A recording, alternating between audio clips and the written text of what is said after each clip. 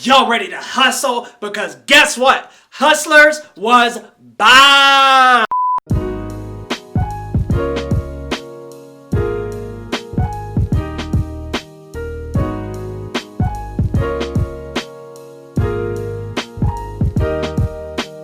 Woo! Guys, this was a fun movie, everybody. I really enjoyed what I saw. The movie is directed by Lorene Scafaria, who actually wrote on Seeking a Friend for the End of the World, starring Steve Carell. I really think she directed it as well, but I'll have to double check that. Anyway, getting back to this movie, Hustlers 2019, guys.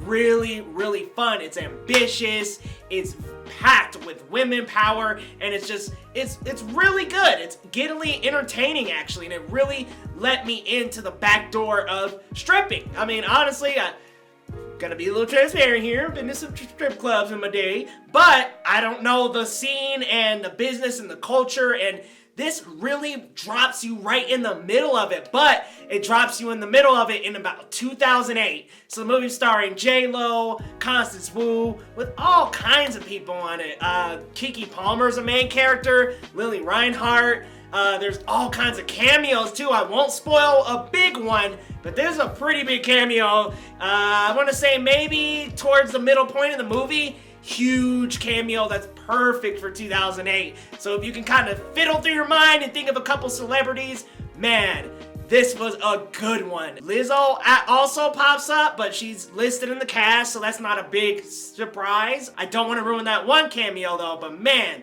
J-Lo is in some of the best shape of her life. Like, she's sliding down these poles effortlessly, but she plays such a great, ferocious, easygoing leader of this pack. Throughout the movie, the ladies are scheming to get this money from the Wall Street guys who are clearly in there week to week, there for the same thing, for the same lap dances, for the same ladies.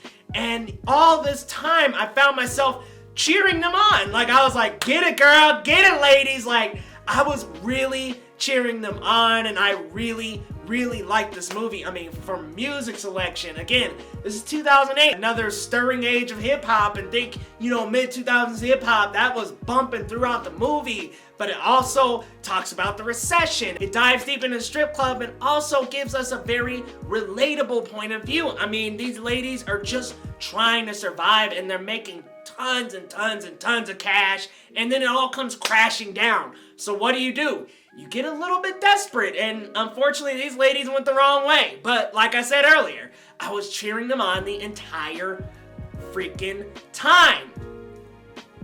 The club itself really loved seeing like Cardi B, Lizzo do their thing, y'all. But also, I really, again, enjoyed the relatable aspect of this film, that it's hard to get by when all of a sudden, all the things you have, you're stacked on top. You've got so much money coming in. Your clients love you. They're coming back week to week, and then all of a sudden, it comes crashing right back down after the stock market crash. It's crazy to see that manifested in the movie again, and it almost, I'm sure for some, it probably brings back some daunting, chilling memories.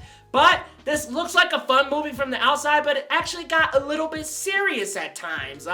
There were stakes to be had, if you will, and there was a business that they were running behind the scenes to get people coming back into the club because the club was losing business.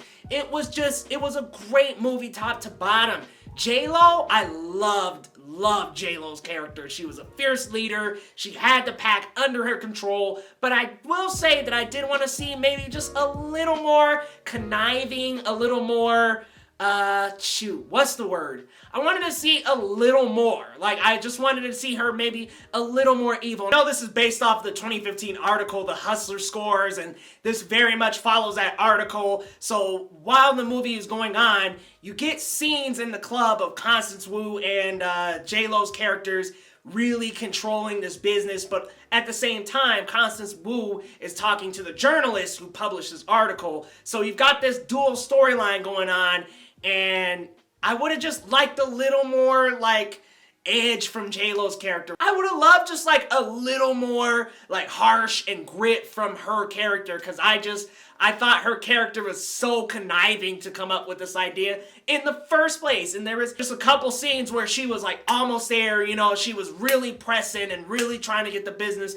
up and off the ground. She was very controlling, very manipulative. But I just wanted a little more edge, just a little more edge. But again, everybody else, and even J-Lo, great, phenomenal cast. It's funny. Funny fact, Will Ferrell and Adam McKay were producers on this movie. So it actually has that kind of, that hint of Anchorman humor on this movie. And I really liked it. I loved the shot selection.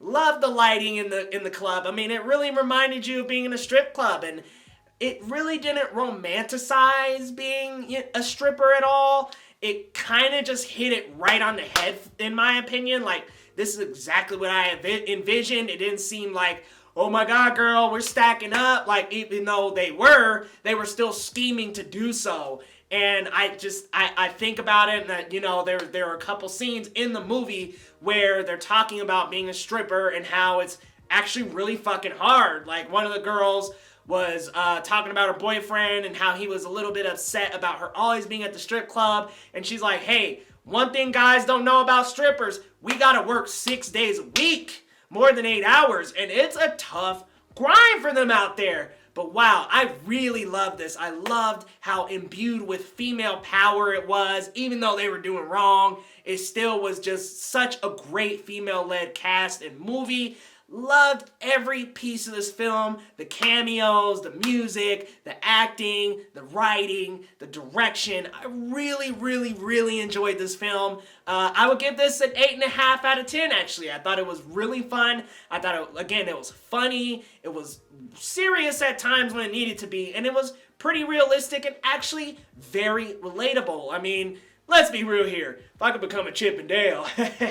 Nah, but really, it was very, very relatable. So, guys, check this movie out. It will not disappoint. Giving it an 8.5 out of 10. And let me know what you thought down in the comments. Are you going to see this movie? Have you seen it already? Are you just excited to see J-Lo on a pole? Because you are going to get to see J-Lo on a pole. But guys, let us know your thoughts down in the comments. As always, like, subscribe, share, do the whole enchilada. We'll see you next time on Geekly Goods. Be sure to like, subscribe, and follow Geekly Goods on all social media platforms, and grab something from our store. We take $1 of every purchase and donate it to arts education to keep arts in the classrooms. We'll see you next time.